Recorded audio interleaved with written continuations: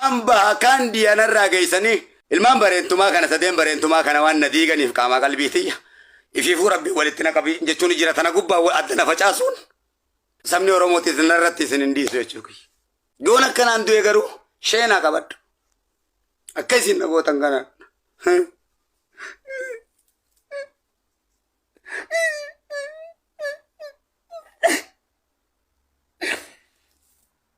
Dhiifama.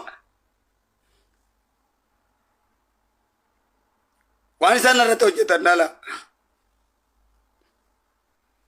An jaalalatiin yaama. Ummata faca'ee naa hojii walitti jaaraa jeetii yaama. Akkuma isin beektan kana ummata argee kana bifa hedduun itti duuluudhaan lafa isaan irraa ummata qabaataa hiyyoomsuudhaan qabsoo ummata Oromoo irratti biyyayyuu faffacaasan. Kanaaf ummanni Oromoo hundi garaan isaa mataadha. Ummata nan bakka jirraa walitti qabachuu jiru. Ummata dirreerra narraa faffacee shamarran har'a barachuu dadhabanii dirreerra faffacaan kana lammateen harkaa facaasoo maal jechuudha? Mee saba Oromoo naa laalame? Mee dubbii xiyyeeffannaa naa laalame? Har'a shamarran Finfinnee keessatti dirree hundarratti narraa dhangalaanii dargaggoon beenziila dhuyiti. Haawwan akkasii ummata qabaataa akkas godhan jechuudha. Osoo ummataa kana obsee jiru kulaa sharrii natti banuun maayesho. Isin waan feetan gootan rabbiin kiyya isin wajjin jiru. Naa hojii jira. Tumsa caalee Allahuudhaan qabaan ummata kana irratti. Fedhiin tiyya guddoon hawaasa kiyya kafaca'ee biyya tana keessatti naa walitti qabuudha. Ummata kiyya kafaca'ee. Kana bar an rakkoon tiyya guddoon bar tanaa bar wanni barbaada deemu. Miidiyaa gubbaa isonni maradhuu bar bakka jittoonni barbaadata deemu kana malee bar waan biraatii miti bar wanni hidhamuufis wanni tumamuufis wanni narrafamuufis wanta akka fedhii dhuunfaa tiyyaatii mi kana kan hin barbaadu. Sheekaas wanni hin jaaladhuuf isa kana. Isa kana irratti naa tumsuudha. Hawaasa kiyya isaa faca'e akkamittiin qabrii gassee na rabbiinuu nan ajjeesin jeetiin umrii na kadhachuutti jira. Meeqaatu gartee faca'insa hawaasaa kana jaarmeensa isaaniitii fi jaalala isaanii osoo hawwuu qabritti gadu guurame.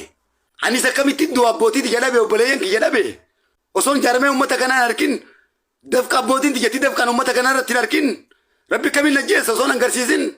Rabbi waan an zallamuka. Kanaaf tumsatti naa baasa xiqqaa guddaa uummata kana. Hawaasa kana siyaasaa meeqan narraa jaaran. Siikoo mandoo achi kaayan. Jimma achi kaaya. Wallagga achi kaaya. Harargee achi kaayan. Hawaasni kiyya akka mataa walitti qabatee hin guddanne. Narraa siyaasaadhaan bocolanii hawaasa. Duudaa garaa narraa walitti godhan. Akka isaan mataa walitti hin qaban. Akka isaan wal ciijeeffatan. Akka isaan waliin jamaa ta'anii hin saganne. Akka rabbi isaanii hin zakkare. Assalaamu alaikum wa rahmatullahi wa barakaatu. Boleeyyan keenya warra afaan kana dhageettanii waa'ee maraataa asirraa amantii da'oo godhatee asirraa lallabu kana wal qabatee duulli hedduu narratti godhamaa jira. Boleeyyan keenya waan isin hubatuu qabdanii maraattuun gandan qabdu. Godina kam keessayyuu maraatuu danda'a namni. Machaa alleen gandan qabu. Oromooti yawan hubatuu qabdan. Namni asirraa ol bahee amantii da'oo godhatee qabsoo da'oo godhatee qabsoof maraadhe. Uummata Oromootiif akkas ta'e diinii na jalaa tuqame jedhee machii ofii ibsatu jaalaluma diinii jaalaluma qabsoo isinitti hin fakkaatin. Waan itti maraate san waan irraa maraate san lallabaa jechuudha. Kanaafuu warri machaan kennamaa tuqama jettanii gandatti of galchitan gandarraa maraatan biyyuma keessaa bahee sana mararraa maraata. Kamachaa illee ganda bakka hin bu'u. Machaa kana fuutanii gandatti galchitanii warri duula narratti bantan akka of eeggattanii isiniin jedhaa jechuudha. Ooftanii machaa asirraa amantii da'oo godhatee nama arrabsu. Iddooffatee akka iddi onnee isa citutti lallabu kana nama amantiif quuqame fakkeeffattanii warri duula nurratti bantan dhaabbadha. Gandatti walgalchuun gaarii miti. Namuu ganda keessaa bahe. Yoo nama faarsuun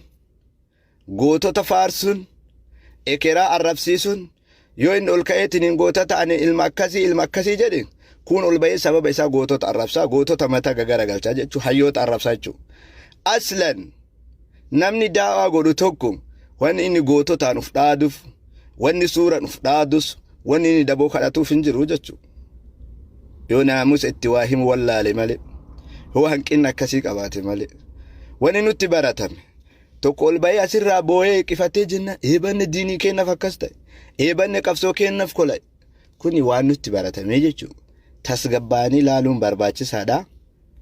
Sababa maraataa kanaatiif iyyansa hedduutu deema, lallabbii hedduutu deema. Ani maraataa kanaani maraattota akka teetii waliin oolutu si barbaachisa. Maraattota soqee waliin maraatutu barbaachisa malee maraattonni aslanii lafarratti yoo maraatu bakka maraattonni jirtu dhayitee achi oolti jechuudha. Gabaa maraattota akkana waan ta'eef isin warri maraattonni gidee isaan olii gad deemanii asirraa iyyan ebaluun keenya nu jalaa tuqame jettanii kacarraa argatee guyyaa tokko inni afaanitti isin fincaa'e faatonni akka maqaa kiyyan dhoofne maqaa keessa video kan martuu argee baay'ee garaan na gubate wallaahi saree kana saree wallaahi sheekama maalati eenyu wali mana abbaas lahon keno bakka tasaastaa sitti yoo himame maal taatati malaayikaa useeta harree maali kun harree wadalli xiqqoo manan tuqina jetti walitti qabna islaamummaa walitti qabna obbolummaa walitti qabna mana abbaas lahon keno badii keen furanneet na aldiinak hin beeyti yennaan jaartiin sheekaa qur'aana miiccitee jedhe sheeyti jattiin bar hin beekate tun dayyuutni jaartiin dullaan mana keessa ariitu gabbaatee miidii irratti diddiidii bar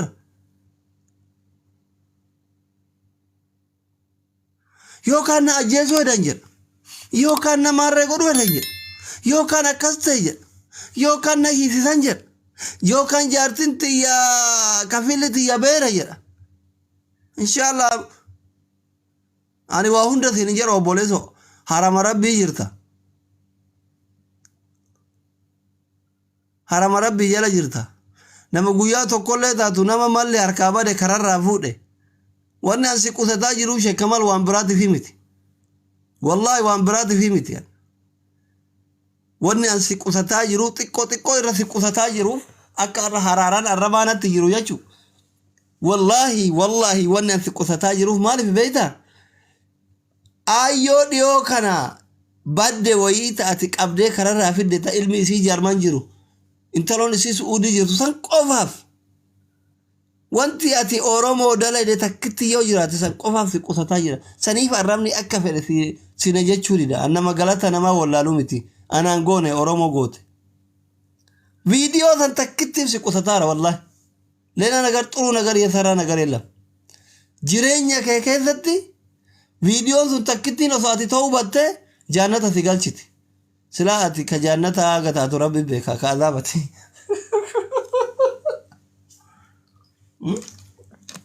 ربي غفور رحيم لا تقنطوا من رحمة الله إذا قرأت أدويو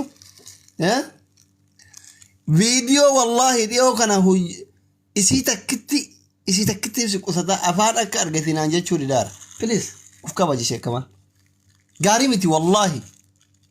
أبو نمني كرير مرتو تبوتانين تقامتانين تقنا أورمو نمني كون إذنيف جاتشا فايادة بي نمني كون إذنيف جاتشا هيد أمي نمني كون إذنيف جاتشا بيجر رابي namni kun miidhama keessan hin dandamu namni kun garaagarummaa keessan hin jaalatu tokkummaa oromoo hawwa ilmaan bareentumaa jedhe bareechee si waama bar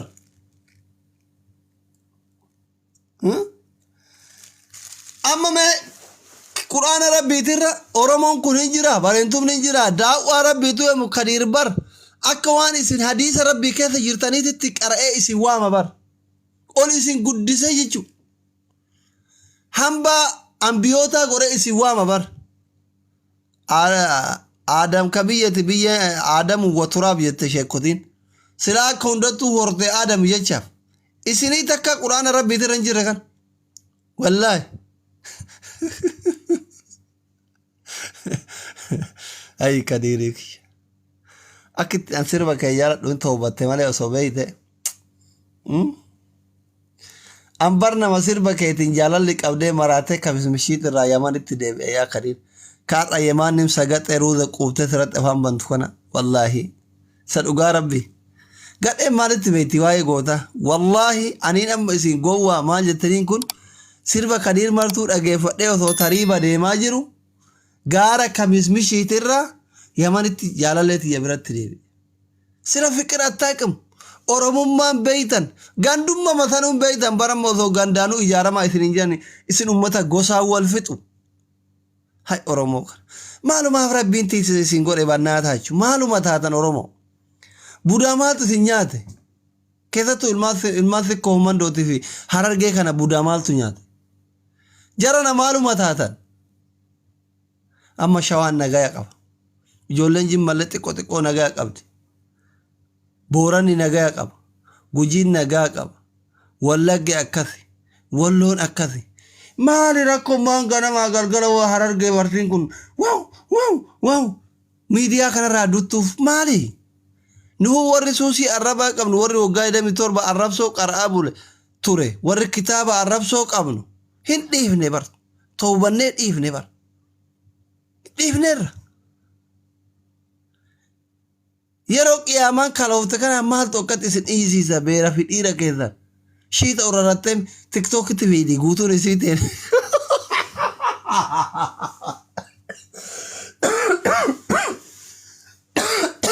akka nama duula deemaaru nadhoon harargeeti bartii kun shiita urarattee gara tiktookii fi akka waan qiyaamaa wayii duubaa bu'aa jiru what happened irra guddinaan parsantiidha yoo laallooma nadhoon keenya kan argeeti ku arsii kuyyoo waa garan shiita hunda oraratee gara tiktookitti fiigo an dubartii meeqa isii nama rasu shiita oraratee fiidu gitee tasa kaameraa bantu daabboo isii arge ijuma kiyya kanaan aniin doktoriin keessan ka waggaa 27 isinii baradhe ija osoo barreessu osoo dubbisu waggaa 27 na dadhabde kanaan taamnaa laachuu daabboo isii ta argee jira jechuudha hanga yoomitti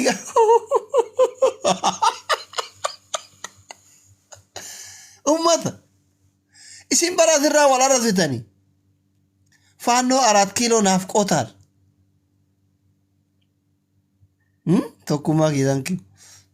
Saada thank you Aisha thank you so Kadir wallahi Kadir tuqamuun qabu rabbi hamtuu isaan dhageessisin rabbi umri isaan haa dheeressu amma leewwan isin dhaamu for example nama jajjaba akka Kadir kanaa miti yoo ijoolleen xixiqqoon akka Dr. Asli Kufaantu tuqamtee gandatti harkisina goonni gandan qabu goonni ka gandaati miti anama Kadirin hin jaaladhaan in kabajaan sirba isaatiin jaalala bare isin hin jedha bar nama sirba Kadirin jaalala barate dhalaan lafarra deemu kun hundi isaa hin jaalata anama tajaarsa qabdullee jaarsa jalaa kaatee wanni isin si jedhanaan jettumaan sirba Kadir martuu dhageeffachaa guddadhe gaafa sirba Kadir martuuti fi sirba dhageeffataa guddatte ati eebbifamaadha jaartiin namallee haguma inni karra gabba'u eeggattaa jechuudha inni addunyaa marrattuu jechuudha ta'a kiraa booda itti dhayxa Maammadoon warri amma bultii argatee ganama galgala faaxen hundi isaa my love my fikir manaamin jedhuun kun hundi isaa shamarran illee warra sirba Kadir martuu dhageeffataa guddate warri sirba Kadir martuu dhagahin kun dhaabbateef bonaa ganna makaddaa gurraatti hammatee rafu I am serious ingilizanya kabban niggir no amma I am serious jechuun osoo beeytan ijoolleen biyya arabaati warra Afrikaa keessatti hin boottan booyaa jira warra biyya faranjii jiru dhugaa ingilifan beeytan ka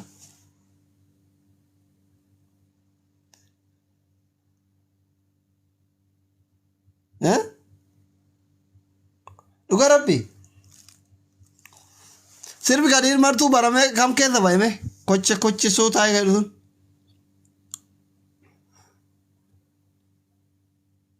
ay kaddaaki rabbi umrii si dheeressu wallahi I love you Kadir martuu si jaalanna si kabanya wallahi si tuttuqu ati miira keessa galte hin aarin an Kadiri wanni si dhaamu jiraate ati nuuf qabsoofteerta nuuf hidhamteerta nuuf sirbiteerta wareegama barbaachisu guutuu nuuf kafalteerta Oromoo guutuu hin jaalatta I know Oromoonis hin beeka kati jibbus hin beeka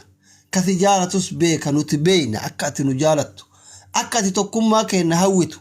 akka ati bilisummaa keenya hawwitu beeyna we know hin beeyna garuu warra ajandaa barbaacha akka carraa waasiin jedhu forget godhe bakkan kenniniif simmeetaawin ta'in gorsa nama doktoreetti kun gorsa obboleessa kee sirra xiqqaa ka sirba kee dhageeffataa guddatee sirba kee irratti jaalala baratee amma dhalaa singilii miti jaartii namaa maraachaa jiruuti kun Habibi Kadir my big brother and my king gorsa kiyya abbaan fedhe yoo deebii sii deebise marsi atisto bakka marsiin kenniniif ati kaayyoo kee itti fufi waan dandeetteen ummata kee gorsi waan dandeettu ummata kee godhiif marsi atisto miira keessan galin viidiyoo warra waan bakka ajandaa barbaachaaf waasiin jedhanii dhageeffattee miira keessan galin oromoo matu akkana naan jedhe gida inni jiru ana natti dhagayame wallaahi gaarii miti wallahi ani gorsi an Kadir si qabu kana qofa bakka anu gorsi bakka nu dogoggoranne yoo ati nun gorsine eenyu nu gorsa yoo ati nun lolanne eenyu nu lolata hayyoonni oolmaa'onni artistoonni profeesaroonni aktiivistoonni boonafuu nu dubbisan nu gorsuu miti habiibi fooloyyuu nu deebisan bar ati nutti gad dhiyaattee nu gorsuu keettu silaa galata siin mala hin beeynu jedhan namarraa dheessani ayyeroo jalqabaatiif namni guddaan si beeka namarratti naan jedhe Qamar Yusuf qofa kuno anaa doktorii guddaa ummata kana akkumati wareegama lubbuu kafalte waggaa inni mitoro baradhe yaa Kadir kiyya maal taate ati jajjabaan kee namarsi hin beeku siin jedha amma aslii hin beeyta jedhi mee hiriyoota kee gaafadhu ana waggaa inni mitoro baradhe kana hin beeynu jedhan I respect Qamar Yusuf ani wallahi bakka ummata Harargee kana waan jaaladhuuf maaliif beeytanii ani osoo akka anaati ummata Harargee kana oromummaa farargummaa irraa milqee faranjii ta'u qaba hin dhoysan amma osoo ka dheengadda Qamar gizee na dawwale san nama ganda biraa ta'e sin beeku naan jedha because gurbaa nama arrabsu kana maa dhageeffatta naan jedhanii gadi aantummaa itti dhagayamaa barka bira dhugaadha si beeka taanaan si beeka bakka ummanni kun ummata faranjiidhaan tuqqinaa bannaa taachu ummata dhugaa malee soban dubbanne ana garaana nyaata wallaahi bakkeen itti namarraa mulqan hin jiru badaa faranjii goona faranjiin gurraattiin Ameerikaa iyyuu hin jirti Harargee maaliif faranjii ta'uu dadhabde jira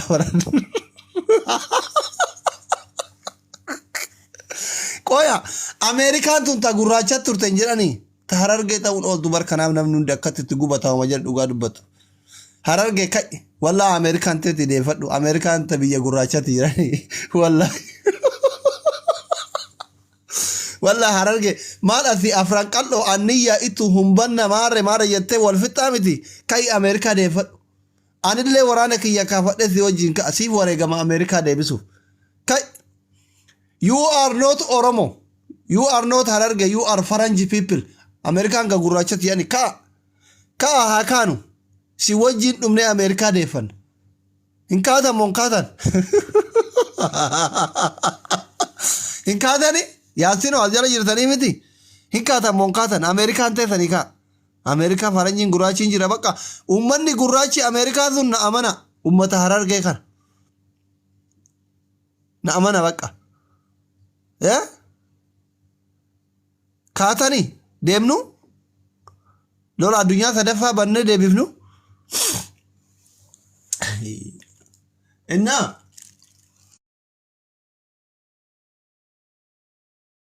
Kadirin bal'aa yoo taate malee namni jaalanne jiru Kadir ka Oromoo hundaati Sheek Kamaal yaa warra abbat nagar raasuun ነው የሚያክለው namni dhuunfatii fi ilmi sabaa tokko miti anama waan dhugaarratti isinitti himu dhugaan qoosa ani gizee waa kolfu ta dhugaa keessaa fudhadha Kamaal waan tolchus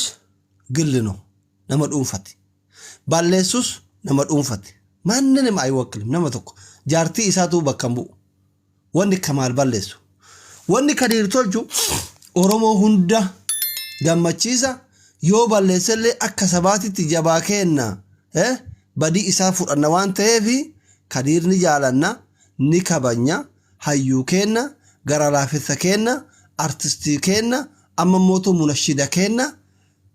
isini galee wilaabit kadir namni kadirin hin jaalanne hin jiru yoo harree ta'e malee nama akka harreetti yaadota malee kadir hin jaalanne waan hin jirreef warri kadir hin jaalattanillee ana caalan jaalattala isinitti hima ana caalan jaalatta waan ta'eef miira keessan seenaa kaddaa kiyyaatillee tasgabbaa yoo miira keessa jiraatte wallahi kadir si jaalanne wallahi ka kadhesitti amma warri afaan banu kun suba annama jaalalateetirraa kamismishiitirraa yamanitti deebi'e su'uudirraa wallahi nan beeytu ati rabbi qofan na beeka ka kadhesitti maan ka kadhe arraamiti bar waggaa 10 dura gaafa ati yaa rabbi mucayyoo ishii naaf dhuumte gargar nun baasee sirbi kadir jedhu waggaa 10 way duraa miti bara san jechu bara obaamaan aangoo qabatu waggaa 10 dura ishina umte gargar nun baasinani sirba yirage indena shinna gargar bayaa jiraan eegu bira deemaa jira jedhe gaara kamismishiitirra guyyaa 7 deeme yamanitti nama deebi'a nama sirba kee dhageeffatee guyyaa 7 miilan deeme jechuudha warri amma miidiyaa irratti barate kun yaadannoo tokko sitti hin qaban kanaaf simmeexattuun mangistii kenna baay'ee si jaalanna baay'ee si kabanya qabsoo nu barsiifte jaalala nu barsiifte dhiifamni maal akka ta'e nu barsiifte karaa jijjiiruun maal akkam ta'e nu barsiifte sini galee karaa duraan irra jira karaa biraatti deemuun maal akkam akka ta'e nu barsiifte ati nuuf mana barumsati ati nuuf kitaaba kadir dictionaryidhaati kitaaba dubbifameen dhumne nuuf respect si jaalanna si kabanya sittin dhagayamin abbaan fedhe waan fedhe haa jedhu go ahead kayyoo kee itti fufi gorsa kee itti fufi tolee akkasi sheetijattii moo rabbi haa qajeelchuu warroon itti dhiyaatan gorsa hiriyoonni gorsa hiriyoonni isaa gorsa sheetichi quufeera gaarii miti wallahi namuma argetti bu'uun gaarii miti wallahi sheeka rabbi si haa qajeelchu jaartin isaa sun maaliif namarraan hidhanne maqaan isee nuuni faaxumaa moo inni jettiin ijoollee reefigaa faaxumaan sun maal hidhanne faaxumaan jedhan jaartin isaa sun namarraan hidhattu amma jaartitti gaafa nama rafsu warri biree na himatu halkan natti hin kennitu bakka achumaan nama rafsuu dhiisa dhoggadhu bannaatis yoo afaanila itti himuu sodaatte daabboo dhoggadhu faaxumaa jedhan dhoggadhu ashii hindi isa nama rafsu osoo isin daabboo dhoggatte